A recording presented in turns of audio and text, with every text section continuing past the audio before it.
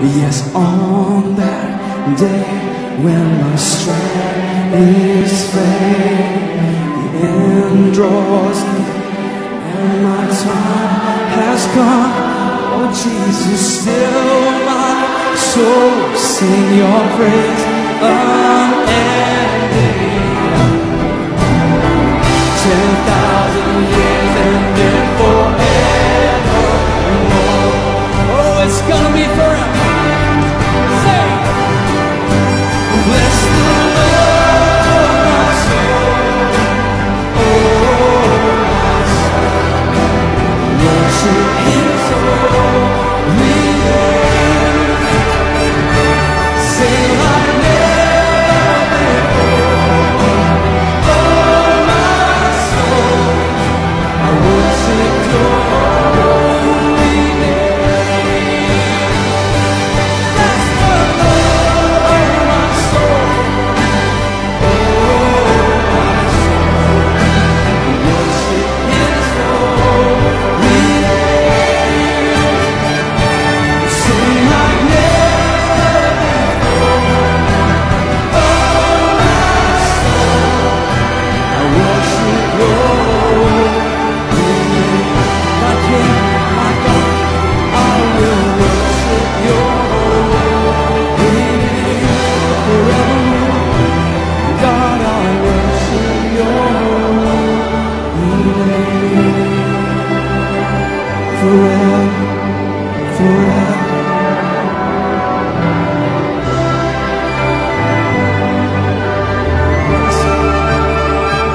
So sing like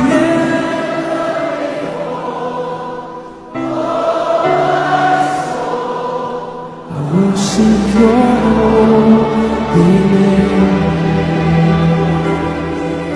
I worship Your everything within me. God, I worship Your holy name. We worship Him. Bless the Lord. Bless the Lord. Mari saudaraku, di pagi hari ini di akhir pekan kita akan melanjutkan renungan kita. Mari kita berdoa terlebih dahulu. Kami sambut berkat-Mu Tuhan di pagi hari ini, di akhir pekan hari Sabtu 6 Maret 2021. Pimpin kami Tuhan dalam pembacaan Alkitab, sehingga kami dimampukan oleh Roh Tuhan untuk berbicara dan memberlakukan firman Tuhan di tengah-tengah kehidupan kami. Kami sambut berkat-Mu Tuhan. Dalam nama Yesus kami telah berdoa. Amin.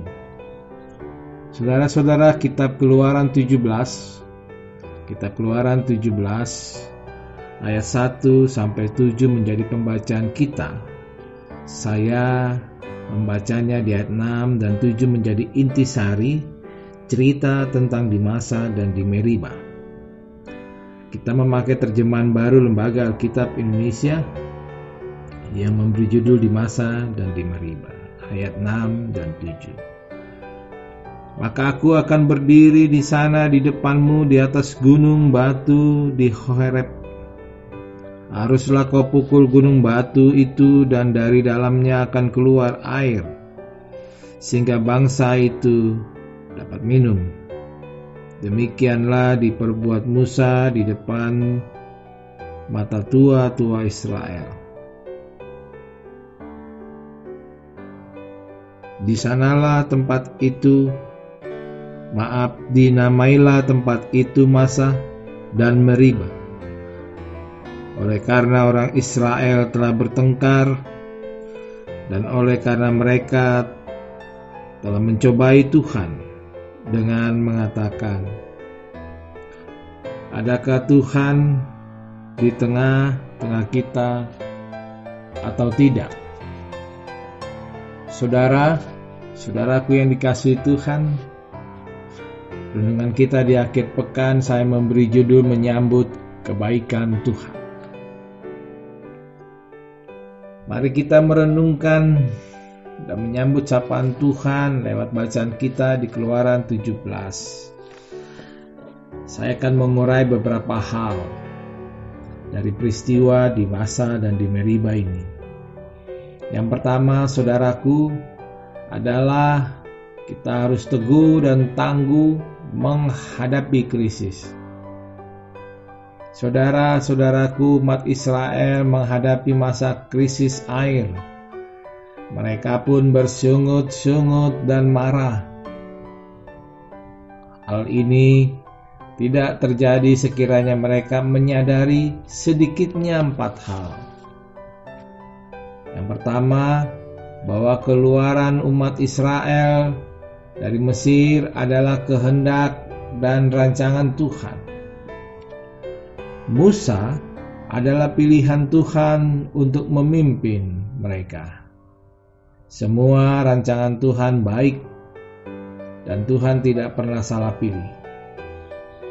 Kedua, sebelumnya mereka sudah menyaksikan dengan mata kepala sendiri bagaimana Allah bertindak melepaskan mereka dari kerajaan Firaun. Mujizat nyata di depan mata mereka. Semuanya itu masih segar dalam ingatan mereka. Ketiga, pada kesempatan lain mereka mengalami krisis air juga. Sampailah mereka kemarah, tetapi mereka tidak dapat meminum air yang dimarah itu, karena pahit rasanya. Itulah sebabnya dinamai orang tempat itu Marah. Lalu bersungut-sungutlah bangsa itu kepada Musa, kata mereka, "Apakah yang akan kami minum?" Air menjadi tawar dan mereka dapat minum. Keempat, jalan yang mereka tempuh adalah sesuai dengan petunjuk Tuhan. Mereka berada dalam rel yang tepat, yang pasti, dalam pimpinan dan pemeliharaan Tuhan. Kebenaran ini sebenarnya cukup menjadi pegangan umat untuk tetap beriman pada Tuhan dan menanti dengan setia setiap perbuatan Tuhan tepat pada waktunya. Kita menghadapi krisis saat ini. Bagaimana COVID-19 meluluhlantakkan seluruh sendi kehidupan. Dan kita masih berjuang. Dengan adanya niat tulus pemerintah untuk mendistribusikan dan memberlakukan vaksinasi. Sekarang tugas kita, mari kita periksa apa yang menjadi porsi kita. Yang pasti, kita sudah mengalami pemeliharaan Tuhan. Kita sudah pernah menyaksikan peristiwa yang di luar nalar dan di luar kemampuan kita terjadi dalam hidup kita oleh karena Tuhan. Nah, itulah bagian pertama dari Keluaran 17. Teguh dan tangguh menghadapi krisis. Yang kedua, Musa. Musa berprinsip dan memberlakukan, mengajari umat Israel bersandar pada Tuhan, bukan mengumpul pengikut. Musa sadar betul akan kondisi yang dihadapinya. Sebentar lagi mereka akan melempari aku dengan batu, dan itu bisa kita lihat di ayat yang ke-5.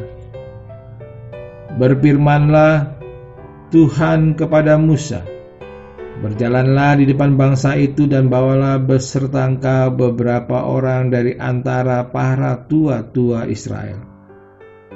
Bawalah juga di tanganmu tongkatmu yang kau pakai memukul sungai Nil, dan pergilah. bersandar pada Tuhan. Pastilah tidak berlebihan kalau Musa mengetahui karakter umat Israel. Musa dalam bahaya, ada dalam bahaya. Godaan paling umum bagi seorang pemimpin yang diserang anggotanya adalah mengumpulkan pengikut yang loyal, yang setia, yang bisa membentenginya secara fisik maupun emosional. Pemimpin seperti ini memang dapat memperoleh keamanan semu, tetapi masalah pastilah akan bertambah parah. Namun Musa menempuh jalan yang benar. Musa sadar bahwa yang mengutusnya adalah Tuhan, yang memimpin perjalanannya adalah Tuhan, yang menyediakan kebutuhan mereka umat Tuhan adalah Tuhan, yang membentengi hidup mereka adalah Tuhan. Musa menghadap Tuhan. Apa yang terjadi, saudara-saudara? Mujizat pun kembali nyata. Gunung batu Horeb mengeluarkan air. Hore! Semua pemimpin yang dipilih oleh Tuhan dan tetap setia kepadanya serta menuruti perintahnya pasti akan menjadi berkat, menopang kehidupan dan tetap tangguh. Yang ketiga, yang terakhir dari Keluaran 17 ini adalah Tuhan bertindak tepat pada waktunya. Timingnya pas sekali. Apakah Tuhan akhirnya memberikan air karena mereka bersungut-sungut, marah dan bertengkar dengan Musa? Jawabannya ya, pasti. Tuhan tidak dapat dikendalikan oleh manusia. Yang juga pasti bahwa perilaku umat Israel ini tidak berkenan kepada Tuhan. Dari peristiwa ini ada dua bagian yang mau dijelaskan. Yang pertama, inilah cerita dari Keluaran 17 menggambarkan orang Israel bertengkar dengan Musa tentang kekurangan air. Dan Musa menegur bangsa Israel karena menguji Tuhan. Firman Tuhan ini menyatakan bahwa karena itulah tempat itu dinamakan Masa, yang berarti pengujian, dan juga bernama Meriba, yang berarti pertengkaran. Kedua, di kemudian hari peristiwa di Masa dan Meriba ini menjadi suatu peringatan untuk tidak terulang kembali. Coba lihat Mazmur 95. Berisi suatu panggilan ibadah dan ketaatan.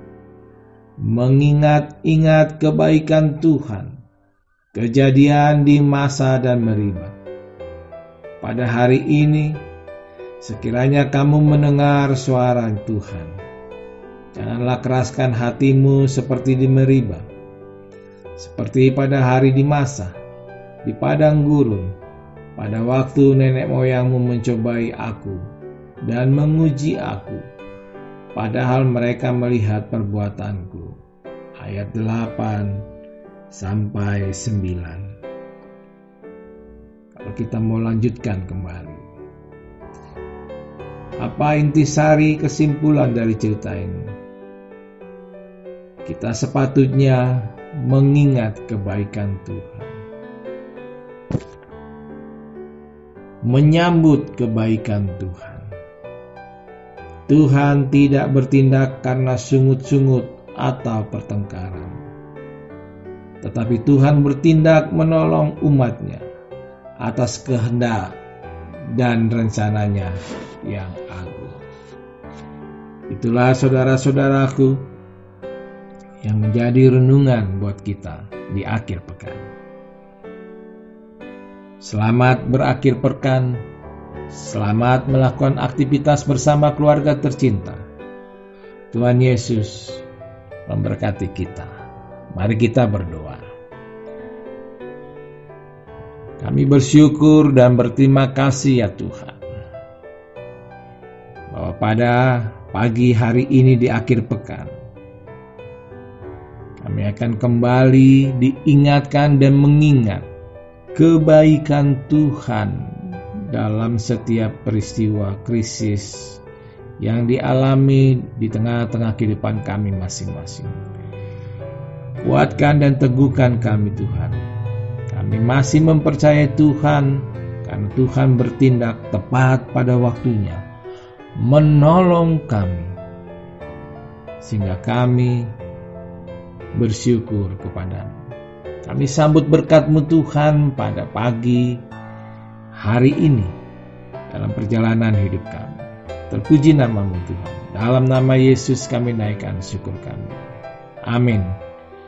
Saudara-saudaraku, selamat pagi, selamat bersemangat di dalam melakukan aktivitas kehidupan kita.